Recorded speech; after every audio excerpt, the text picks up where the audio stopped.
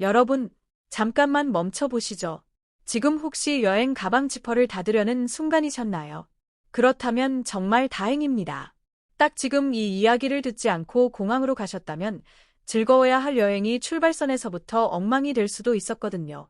에이, 여행 좀 다녀봤지. 다 똑같아. 라고 생각하셨다면 솔직히 말씀드려야겠습니다. 그 생각, 이제는 완전히 틀렸습니다. 세상은 우리가 기억하는 것보다 훨씬 빠르게 그리고 훨씬 무섭게 변했습니다. 지금은 2026년입니다. 공항 보안 장비는 예전과 비교도 안 될 만큼 똑똑해졌고 법은 더 엄격해졌습니다. 과거에는 아무 문제 없이 넘어가던 물건들이 이제는 순식간에 범죄의 증거가 되거나 수백만 원의 벌금으로 돌아올 수 있는 시대가 되었습니다. 우리는 그저 몸 생각해서 챙긴 영양제 하나, 휴대폰 충전기 하나, 멋내려고 찬시계 하나라고 생각하지만 공항 보안 요원들의 눈에는 전혀 다르게 보일 수 있습니다.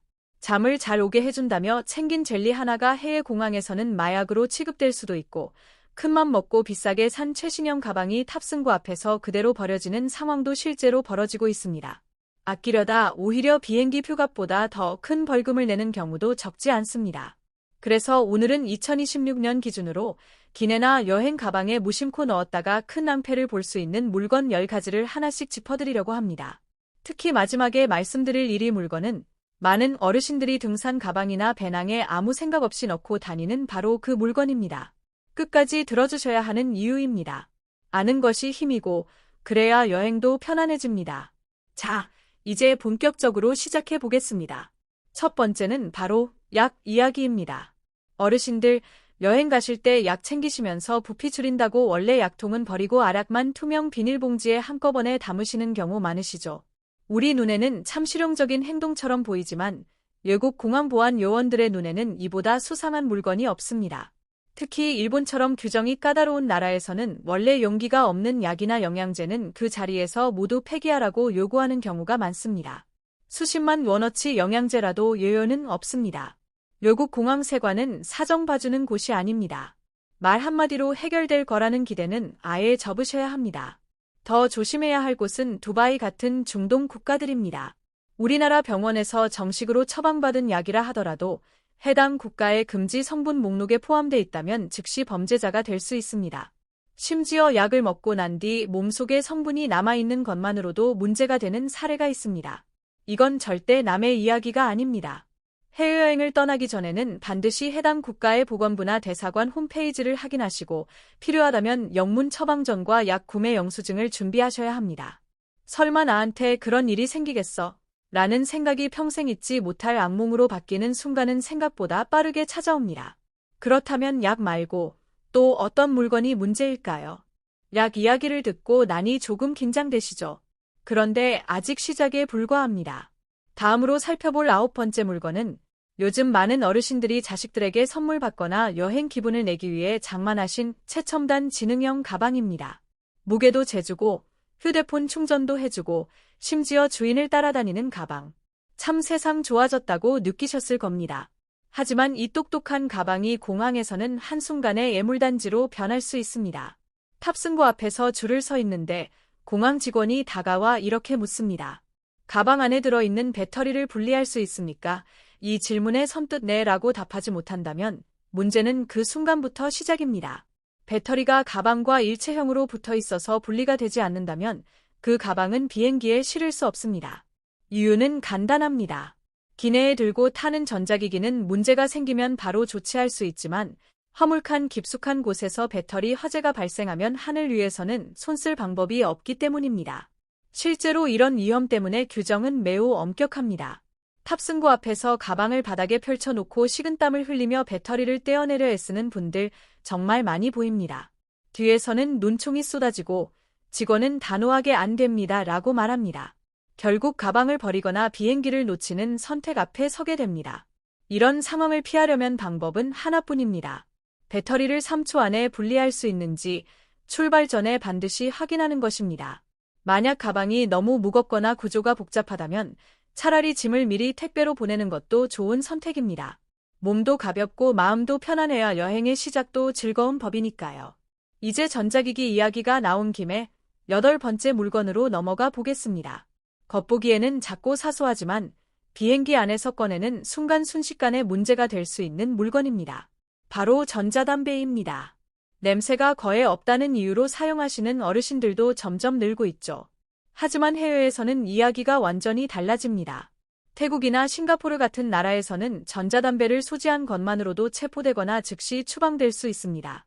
멕시코 역시 벌금이 매우 높아 돌아오는 비행기 표값보다 더 많은 돈을 물어야 할 수도 있습니다.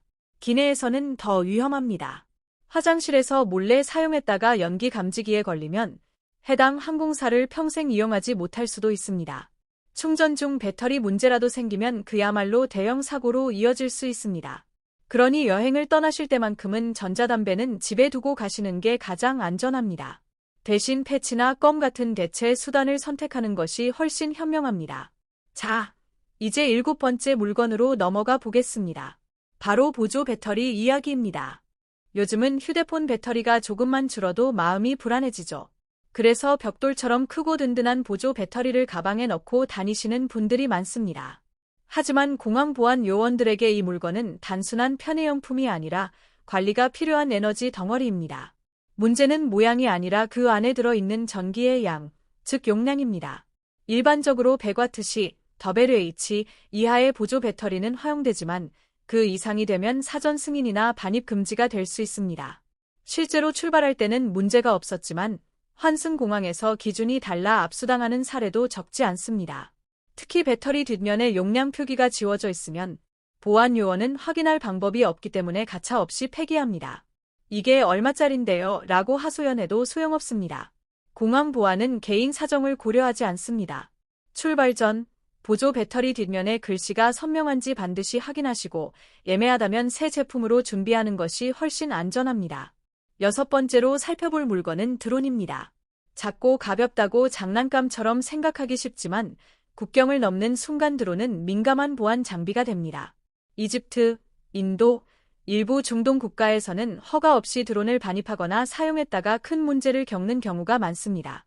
피라미드 근처에서 드론을 날렸다가 장비를 압수당하고 거액의 벌금을 물거나 조사를 받는 사례는 실제로 자주 발생합니다. 나는 그냥 관광객일 뿐이다 라는 말은 통하지 않습니다. 드론은 촬영 장비이자 정보 수집 도구로 분류되기 때문입니다. 어떤 분들은 수건 사이에 숨기면 괜찮을 거라고 생각하시지만 요즘 엑스레이 장비는 가방 속을 그대로 들여다봅니다. 숨기다 적발되면 단순 반입이 아니라 밀수 시도로까지 오해받을 수 있습니다. 꼭 필요하다면 현지에서 합법적으로 촬영 서비스를 이용하는 편이 훨씬 안전합니다. 이제 5번째 물건으로 넘어가겠습니다. 안경이나 볼펜처럼 생겼지만 촬영이나 녹음 기능이 숨겨진 전자기기들입니다. 집에서는 신기한 물건일 수 있지만 외국 세관에서는 간첩 장비로 보일 수 있습니다. 특히 사우디아라비아나 중국처럼 보안을 중시하는 나라에서는 이런 물건을 매우 엄격하게 다룹니다. 엑스레이 검사기는 이런 장치를 정확히 찾아냅니다. 발견되는 순간 여행은 시작도 하기 전에 제동이 걸립니다. 물건 압수는 물론 장시간 조사를 받는 상황도 벌어질 수 있습니다. 우리는 첩보원이 아니라 관광객입니다. 괜한 오해를 살 물건은 애초에 가방에 넣지 않는 것이 가장 현명합니다. 이제 4번째 물건으로 넘어가 보겠습니다. 보기에는 아주 달콤하고 건강해 보이지만 가장 위험할 수 있는 물건입니다. 4번째로 반드시 주의하셔야 할 물건은 잠 잘 오게 해준다는 젤리나 건강 오일입니다. 특히 CBD 성분이 들어간 제품들이 여기에 해당합니다. 포장에는 THC가 없고 자연 유래 성분이라고 적혀 있어 많은 분들이 안심하고 챙기십니다. 하지만 외국 공항 세관원들에게 그런 설명은 전혀 중요하지 않습니다.